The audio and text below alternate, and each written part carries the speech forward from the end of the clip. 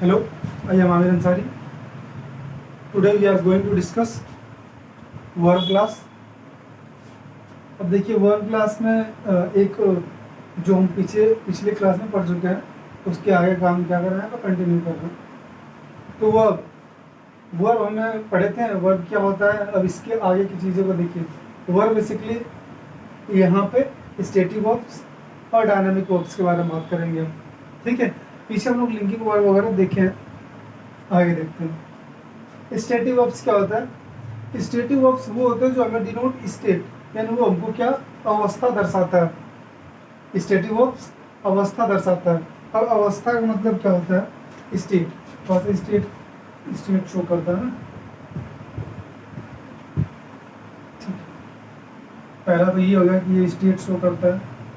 यहाँ पे क्या they are called linking verb too, यानी कि जो स्टेटिक वर्ब है ना इसको हम लिंकिंग वर्ब भी पढ़ते हैं।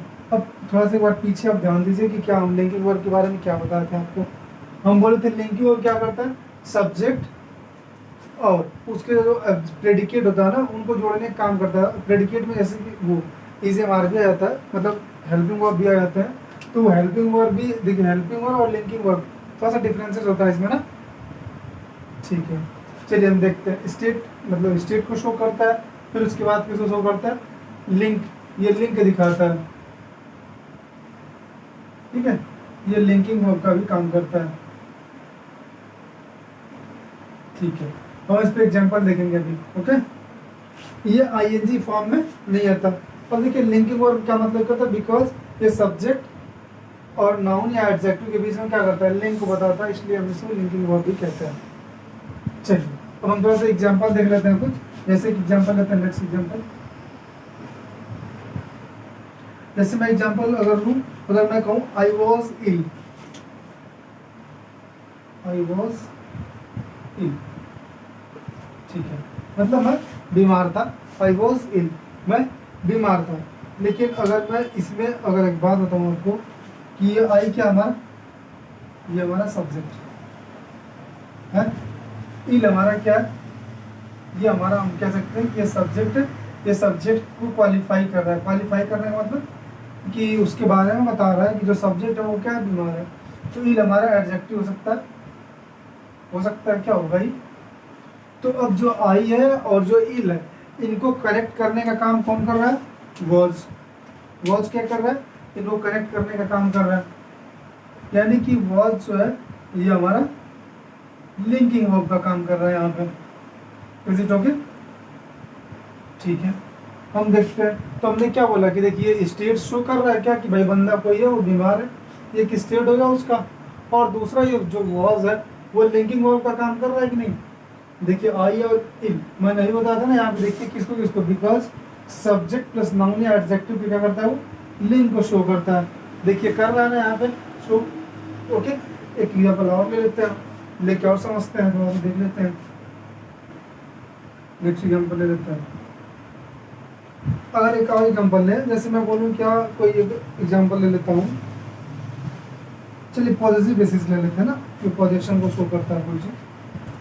जैसे I have a car, I have a car. You know position का मतलब होता है कि रिलेशन शो करता है खुद से, जैसे कि पोजीशन के बारे में आई। अब देखिए यहाँ पे आई क्या है, सब्जेक्ट है। कार क्या हमारा नाउन।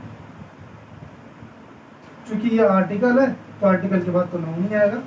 चल तो अब बोल रहा है क्या यहाँ पे, देखिए ये हम पढ़ किसके बारे में, स्टेटिक वर्ब्स के बारे में। स्टेटिक वर्ब क्या बताता है, स्टेट शो करता है और लिंक बताता है। चलिए तो जो लिंक बताता है वो किसके किसके बीच में, देखिए सब्जेक्ट और नाउन या एडजेक्टिव के बीच में। तो हमारा यहाँ रहा सब्जेक्ट आई, ठीक है। अब यहाँ पे हमारा क्या है, कार क्या हमारा नाउन। ऊपर क्या था हमारा, एडजेक्टिव था, लेकिन यहाँ पे हम नाउन। अब ये हैव क्या होगा, यहाँ पे हैव, यहाँ पे हेल्पिंग वर्ब नहीं होगा, हमारा यहाँ पे क्या होगा, ये लिंकिंग वर्ब होगा। ये लिंक बता रहा है, किसके किसके बीच में लिंक बता रहा है, ये आई और कार के बीच में। हम पोजीशन भी बोलते हैं इसको, आगे पढ़ेंगे तो देखेंगे कि पोजीशन शो कर रहा है ये, ठीक है। तो आई हैव अ कार मतलब मेरे पास एक कार है। तो ये जो ए है, एक क्या हमारा यहाँ पे आर्टिकल है, वो भी कौन सा आर्टिकल है, आर्टिकल दो होते हैं, एक होता है अपना डिफिनिट, एक होता है इनडिफिनिट। तो डिफिनिट द होता है और इनडिफिनिट ए और एन होते हैं। चलिए, तो आई हैव अ कार, तो आई और कार के बीच लिंक कौन बता रहा है, हैव क्या हमारा पॉजिटिव वर्ब है, ठीक है। तो यहाँ पे हम क्या समझ गए कि स्टेट शो कर रहा है क्या कि पोजीशन का, और आई और कार के बीच में लिंक बता रहा है, तो लिंकिंग वर्ब का भी काम कर रहा है। यहाँ से हमें लगता है कि आपका एक क्लियर हो चुका होगा। हम अब डायनामिक वर्ब को देखेंगे। ओके, चलिए, अगर इसमें कोई इश्यू है तो आप मैसेज कर सकते हैं, ठीक है, मैसेज बॉक्स में।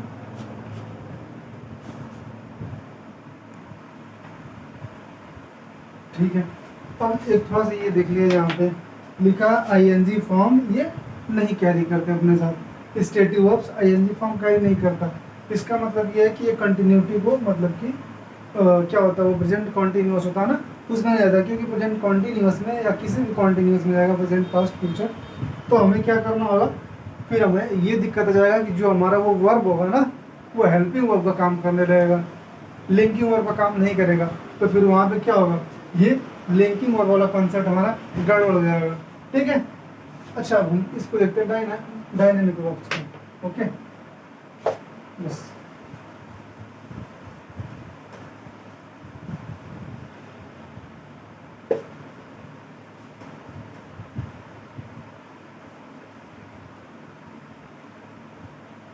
डायनेमिक वर्ब्स में क्या, डायनेमिक वर्ब में क्या है आपका, इसमें बस वो यही दिख रहा है आपको कि डिनोट एक्शन, यानी ये एक्शन को डिनोट करता है, यानी कि बेसिकली हम यहाँ पे जिसके बारे में देखेंगे एक्शन वर्ड के बारे में, डायनेमिक वर्ब में, डायनेमिक वर्ब, इसमें हम किसके बारे में देखते हैं, ये रहा हमारा डिनोट एक्शन, ये किसको डिनोट कर रहा है हमारा, ये एक्शन को डिनोट कर रहा है, ठीक है। अब देखते हैं, ये इट में टेक आईएनजी फॉर्म, ये आईएनजी फॉर्म ले सकता है, मतलब वहाँ पे लिंकिंग वर्ब का कॉन्सेप्ट खत्म, यानी कि अब हम इस बात का बिल्कुल ध्यान नहीं रखेंगे कि जो वर्ब यूज कर रहे हैं वो लिंकिंग वर्ब होना चाहिए, इस बात का हमें ध्यान नहीं रखना है, ठीक है। हम किसी आईएनजी फॉर्म को भी ले सकते हैं, देखिए यहाँ लिखा ना, इट में टेक आईएनजी फॉर्म।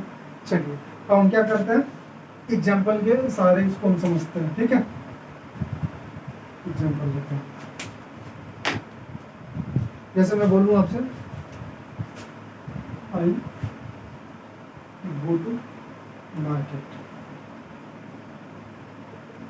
क्या आई गो टू मार्केट मतलब मैं मार्केट जाता हूँ, मैं बाजार जाता हूँ, ठीक है। तो अब यहाँ पे क्या है,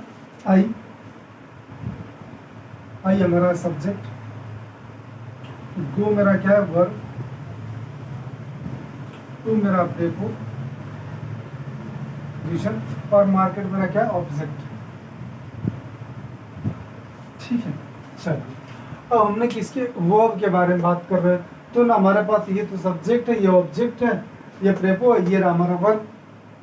अब जो हमारा वर्ब है ना, अब इस वर्ब पे थोड़ा सा हमें तवज्जो देना है, और वो क्या कि जो ये वर्ब है ना, ये लिंकिंग वर्ब तो नहीं है, लिंकिंग वर्ब तो नहीं है, एल भी मतलब लिंकिंग वर्ब, ये लिंकिंग वर्ब तो नहीं है, ठीक है।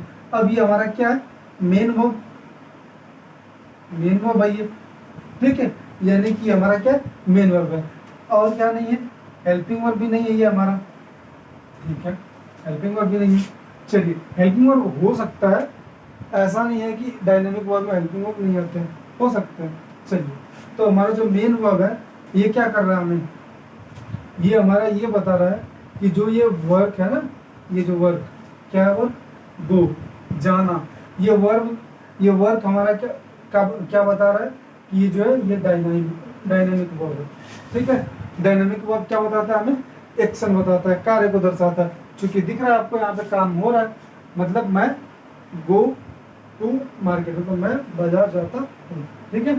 यहाँ पे हमारा क्या गो बता रहा है कि ये वर्ब है, इससे एक्शन हमें दिख रहा है, वो एक्शन क्या है, बाजार जाना। ओके, एग्जाम्पल और लेते हैं हम थोड़ा सा, और बेहतर समझ में आ जाएगा।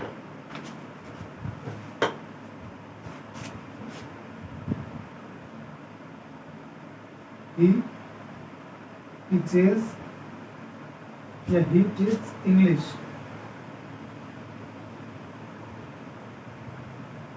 ओके। अब देखते हैं हम यहाँ पे, ही मेरा क्या है, सब्जेक्ट, टीच मेरा क्या है वर्ब,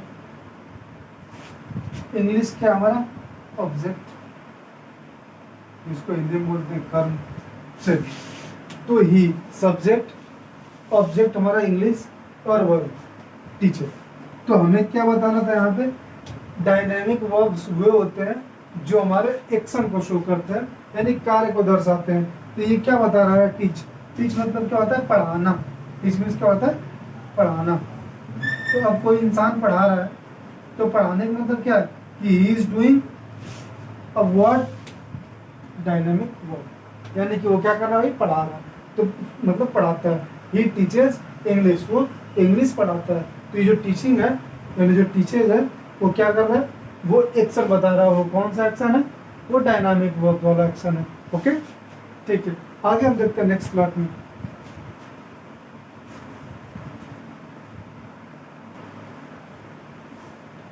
अगर इसमें कुछ डाउट हो तो आप मेरे से पूछ सकते हैं। अब अगले स्लॉट में ना हम क्या करेंगे, ये जो डायनामिक वर्ब है इसी के बारे में पढ़ेंगे। अब डायनामिक वर्ब्स के भी टाइप्स जो होते हैं उनके बारे में पढ़ेंगे। तो वैसे तो बेसिकली दो ही होते हैं, जो ट्रांसिटिव और इंट्रांसिटिव, इन्हीं के बारे में हम अगले स्लॉट में देखते हैं। ठीक है, तब तक कोई इशू हो तो आप मेरे को मतलब कमेंट बॉक्स में कमेंट कर सकते हैं।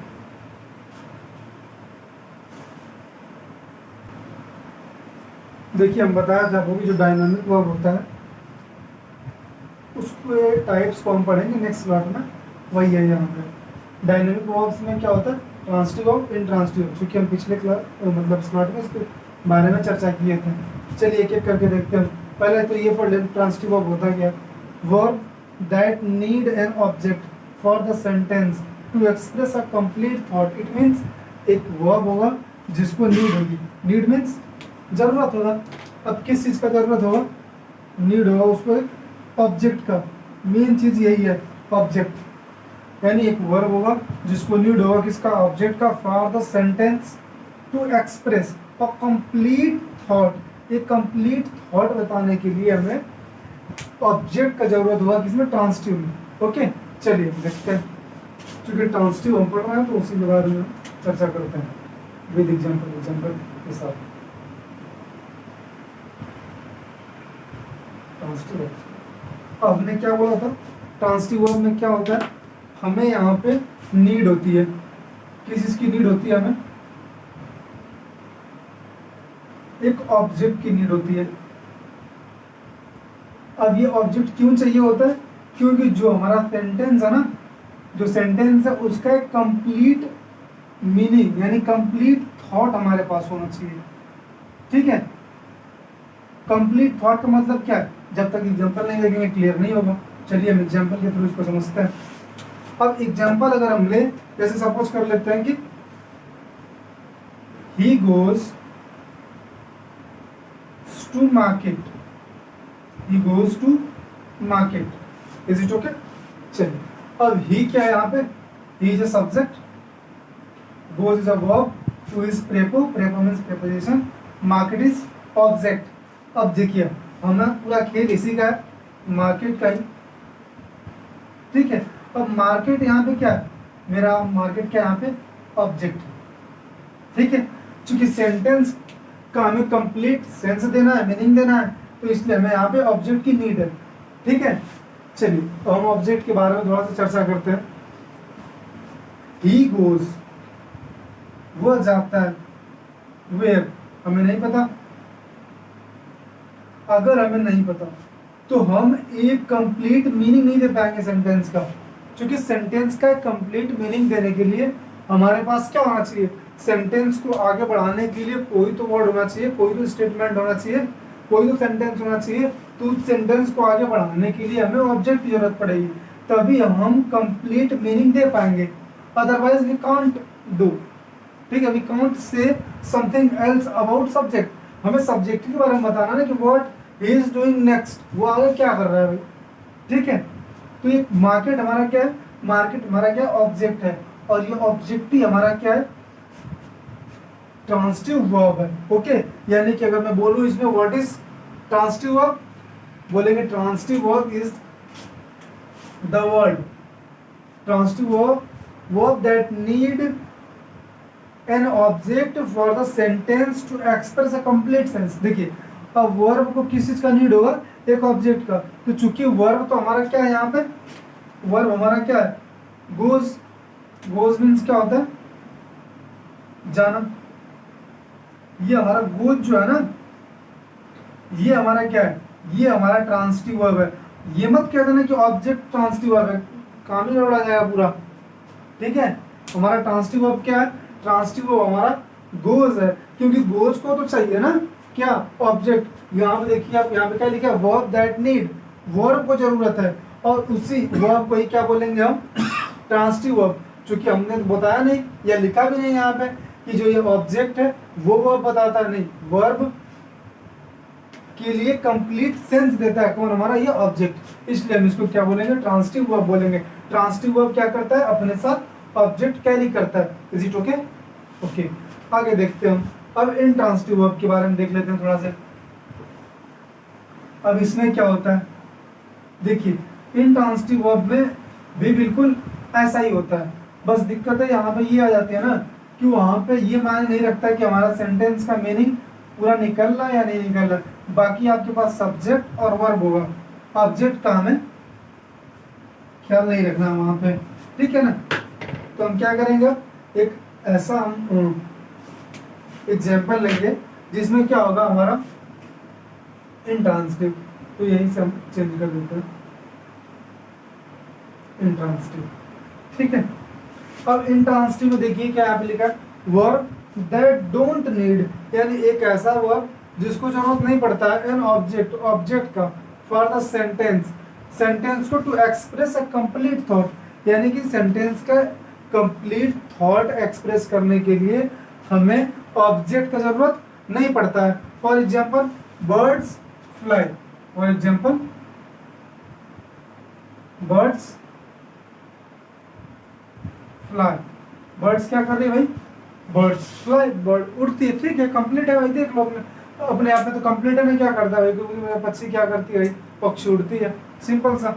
बर्ड्स फ्लाई, बर्ड्स क्या करती है, उड़ती है। देखो यहाँ पे कंप्लीट सेंस तो मिल गया ना, हमें जरूरत नहीं पड़ा ऑब्जेक्ट का, कहाँ उड़ती है, कैसे उड़ती है, don't care about it. Okay, चलिए अगला एग्जांपल देखते हैं इसी के बारे में। यानी कि हमारा क्या है, चूंकि हमारे पास यहाँ पे ऑब्जेक्ट का जरूरत नहीं था, यानी कि बिना ऑब्जेक्ट का क्या हुआ है, यहाँ पे एक कंप्लीट सेंस निकल गया। एक बात याद रखिएगा, ये मत जरूरी नहीं, देखिए हम तो कॉमन डिफरेंस में ये कह सकते हैं कि जो इनट्रांसिटिव वर्ब वाला सेंटेंस होता है उसमें ऑब्जेक्ट कैरी, मतलब ऑब्जेक्ट प्रेजेंट नहीं होता, हम तो ये कह सकते हैं। बट अगर हमें ये कहना हो कि क्या बिना उस ऑब्जेक्ट के कंप्लीट सेंस नहीं मिलता, ये बात गलत हो जाएगी। फिर ऑब्जेक्ट जरूरी नहीं है कंप्लीट सेंस देने के लिए। ऑब्जेक्ट क्यों नहीं जरूरी है, देखिए यहाँ पे बर्ड्स फ्लाई, चिड़िया उड़ती है, लेकिन मैं ये कहूँ कि आई गो, मैं जाता हूँ, बट कहाँ, there is something question to express my next step, तो वो नेक्स्ट स्टेप एक्सप्रेस करने के लिए क्या करना पड़ेगा, हमें ऑब्जेक्ट चाहिए ही होगा, बिना इस ऑब्जेक्ट के नहीं बता पाएंगे। लेकिन बर्ड्स फ्लाई, यहाँ पे क्या कर रहा है, बर्ड्स उड़ती है, लेकिन हमें नेक्स्ट क्वेश्चन के बारे में कोई पॉसिबल चीज नहीं है कि जिसके बारे में हम जानने के लिए क्या करें, ऑब्जेक्ट की जरूरत लगाएं। या हम ये कह सकते हैं कि ऑब्जेक्ट क्या होता है हमारा, यहाँ पे हमें ऑब्जेक्ट की जरूरत पड़ती है, यहाँ पे ऑब्जेक्ट की जरूरत नहीं पड़ती है, ठीक है। ओके, आगे देखते हैं इसी का अगला एग्जांपल, यही से उठा के देख लेते हैं।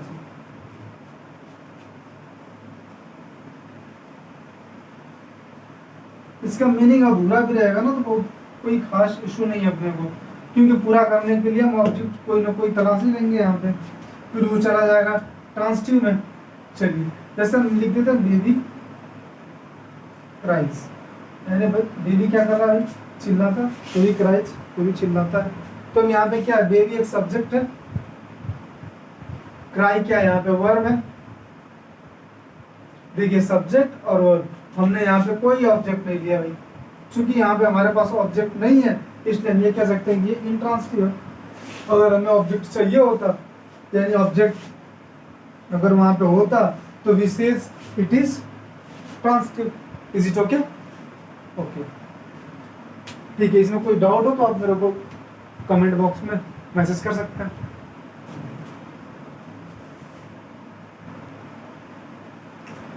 तो देखिए हमें आगे पढ़ना था क्या चीज़, फाइनाइट वर्ब और नॉन फाइनाइट वर्ब, चूँकि इसको हम कल नेक्स्ट क्लास में देखेंगे।